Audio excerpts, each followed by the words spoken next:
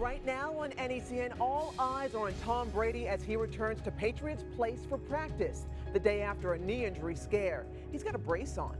Plus, back in court, the man accused of brutally killing a South Boston woman. His attorney says he tried to kill himself just hours before seeing the judge. And the president interrupts his vineyard vacation to make his first statement on the ongoing bloody conflict in Egypt. More than 500 lives have been claimed since just yesterday. And now, from New England's news station, this is the News at 4.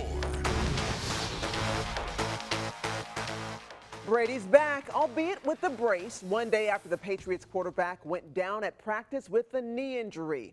Good afternoon, everyone. I'm Latoya Edwards. And I'm Mike Nikitas. New at 4, the man who once called himself Clark Rockefeller was sentenced today for a California cold case murder. His real name is Christian Gerhardsreiter, and he received 27 years to life in prison.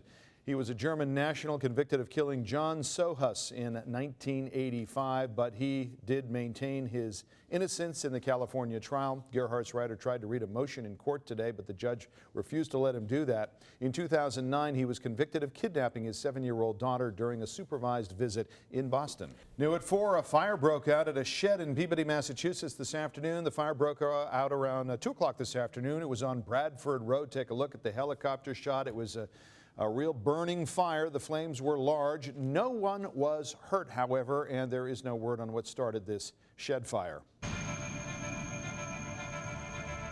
There may be more violence in Egypt ahead. That's because authorities have authorized the police to use deadly force to protect themselves from attacks. This order follows the deadliest day of violence since President Mohamed Morsi was ousted by the military last month. Security forces assaulted 2 sit-ins where thousands of Morsi supporters were camped out. 638 people were killed.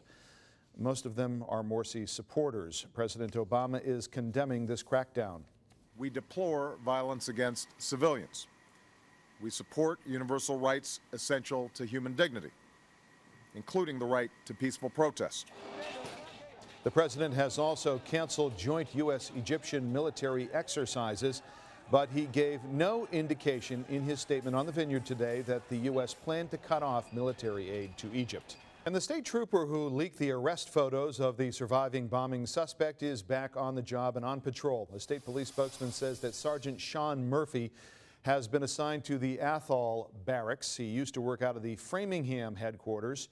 Murphy served a short suspension and was placed back on desk duty last month after leaking the photos of a bloodied Jahar Tsarnaev. He leaked the photos in response to what some perceived as a glamorous photo of Tsarnaev on the cover of Rolling Stone magazine.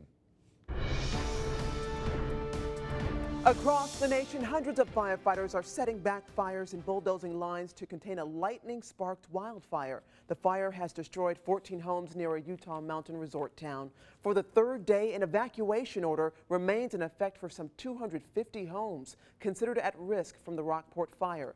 The wildfire is only about 25% contained. It's not yet clear what caused an SUV to crash into a home in Charlotte, North Carolina. It happened just before noon today.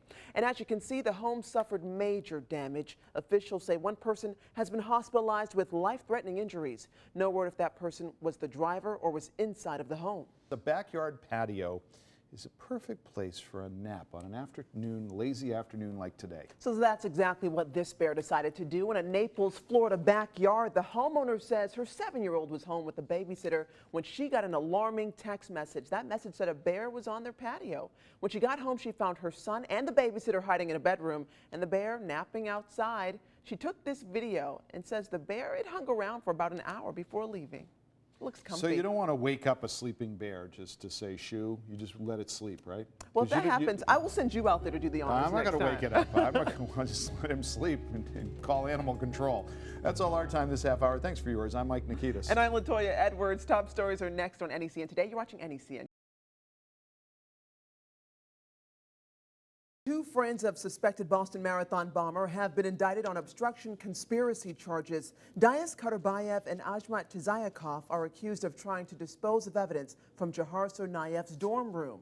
The federal indictment says authorities later found some of the items in a New Bedford landfill. The two 19-year-olds have been detained since they were initially charged in May. If convicted, they face up to 20 years in prison. And the police chief in the small western Massachusetts town of Lee is in trouble with the law himself. A federal grand jury has indicted Chief Joseph Buffins. He is charged with extorting a $4,000 donation from two people who were facing prostitution-related charges. The so-called donation was made to a holiday toy fund that was run by Buffins. He allegedly then withdrew the money and put it in his own personal account. He is also charged with money laundering. Dangerous flooding is striking parts of the Midwest and Tennessee. Take a look. People in the Nashville area of Tennessee had to be rescued from rooftops, and parts of Missouri are dealing with yet another day of flooding. Mark Barker reports.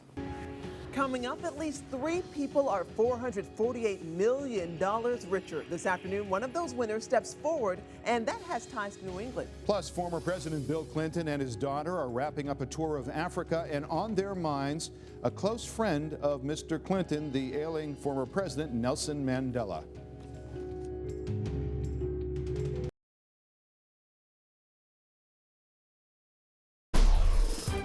A Massachusetts teenager is recovering this afternoon after crashing an allegedly stolen car while running from police. It happened this morning on Route 28 in South Yarmouth.